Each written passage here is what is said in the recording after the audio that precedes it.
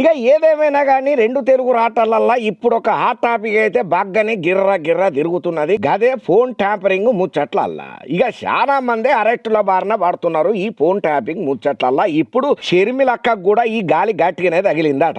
ఇక చాలా మంది ఫోన్లను ట్యాపింగ్ కు గురైనట్టుగా ఇప్పటికే సిటు ఆఫీసర్లు ఎరక పట్టిండ్రు. రీసెంట్ గా ఇక ఈ జాబితాలో ఏపీసీసీ చీఫ్ వైఎస్ షర్మిల పేరు కూడా బయటపడ్డదట.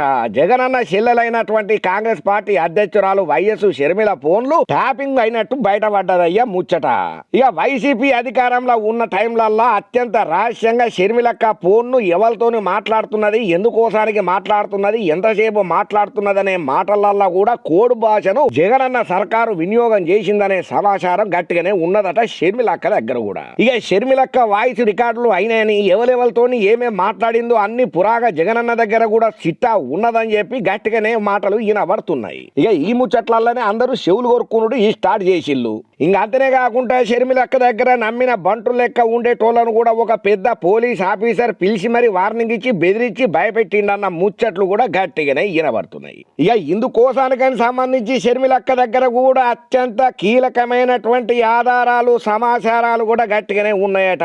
వైజాగ్ ఎయిర్పోర్ట్లల్లా ఫోన్ ట్యాపింగ్ ముచ్చట్లల్లా షర్మిలక్క రియాక్ట్ అయిందన్నట్టు సమాచారం వచ్చిందయ్యా. ఇక ఇప్పటికే ఫోన్ ట్యాపింగ్ కేసుల సాక్షిగా TPCC chief Mahesh Kumar Goud statement ను జూబ్లీహిల్స్ పోలీసులు రికార్డు చేసిండ్రు.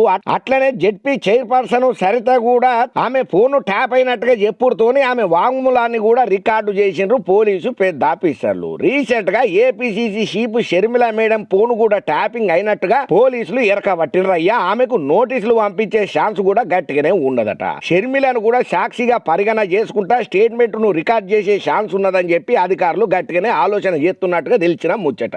ఇక ఏదైనా ఇప్పుడు అందరి ఫోను ట్యాంపింగ్ ల పంచాయతీ బండారాలని బయట పడుతోని షర్మిలక్క పేరు కూడా కొత్తగా వచ్చుడుతోని జగనన్న మీద మస్తు గరానికి రాబట్టిందట షర్మిలక్క. సొంత చెల్లెలని చూడకుండా నా ఫోనును కూడా ట్యాంపరింగ్ చేసిందంటే కనబొడ్డోళ్ళకల్లా కళ్ళెంబటి నీళ్లు తీసుకుంటా మరీ చెప్తున్నదట ఆమెకున్నటువంటి బాధనంతా.